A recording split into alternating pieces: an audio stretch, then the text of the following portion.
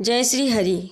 आज हम इस वीडियो में आपको बताएंगे कि वर्ष 2026 में चैत्र मास कृष्ण पक्ष की पाप मोचनी एकादशी का व्रत कब धारण किया जाएगा तथा एकादशी के शुभ मुहूर्त के बारे में, पूजा पाठ के बारे में और पारण कब किया जाएगा, किस चीज़ से किया जाएगा। इस पाप मोचनी एकादशी में भगवान विष्णु को क्या भोग लगाएं, इस दिन क्या करें क्या न करें, तो आइए जानते हैं एकादशी की सारी महत्वपूर्ण जानकारियों को। आप सबको पाप मोचनी एकादशी की ढेर सारी शुभकामनाएं। आपके पूरे परिवार पे लक्ष्मी नारायण की कृपा बनी रहे। जो भी भक्त नियम श्रद्धा के साथ पाप मोचनी एकादशी का व्रत धारण करते हैं तो एकादशी व्रत करने वालों के अगले पिछले सभी पाप नष्ट हो जाते हैं। भगवान विष्णु की कृपा से वैकुंठ धाम की प्राप्ति होती है और इस व्रत के पुण्य प्रभाव से सभी पाप कर्म नष्ट हो जाते हैं तथा दुख, दुर्भाग्य और दीनता का नाश होता है। इस एकादशी को पाप मोचनी एकादशी के नाम से जाना जाता है। इस दिन भगवान विष्णु, माता लक्ष्मी और भगवान श्री कृष्ण की चतुर्भुज रूप की पूजा करनी चाहिए। चैत्र मास कृष्ण पक्ष की पाप मोचनी एकादशी तिथि प्रारंभ समय 14 मार्च 2026 दिन शनिवार सुबह 8:13 पर प्रारंभ होगी।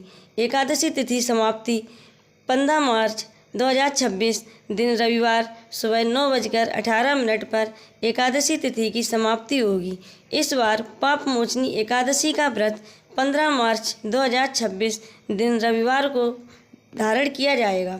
एकादशी का पारण द्वादशी तिथि में और हरिवासर की समाप्ति के बाद किया जाता है, तो द्वादशी तिथि प्रारंभ समय 15 मार्च 2026 दिन रविवार की सुबह 9:19 पर होगी। द्वादशी तिथि की समाप्ति 16 मार्च 2026 दिन सोमवार की सुबह 9:43 पर द्वादशी तिथि की समाप्ति होगी। हरिवासर की समाप्ति 15 मार्च 2026 को शाम 4 बजे से पहले ही हो जाएगी। ऐसे में सभी भक्तों को एकादशी का पारण 16 मार्च 2026 दिन सोमवार की सुबह 6:30 से सुबह 8:55 तक एकादशी का पारण कर लेना चाहिए। पाप मोचनी एकादशी का पारण गाय के घी से किया जाएगा। अगर ये संभव न हो सके तो आप जल या तुलसी दल के साथ एकादशी का पारण कर सकते हैं।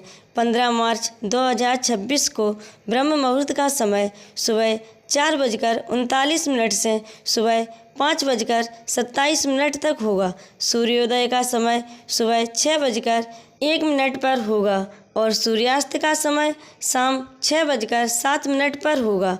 15 मार्च 2026 को राहु काल का समय शाम 4:36 से शाम 6:06 तक होगा और 16 मार्च 2026 को राहु काल का समय सुबह 7:36 से सुबह 9:06 तक होगा।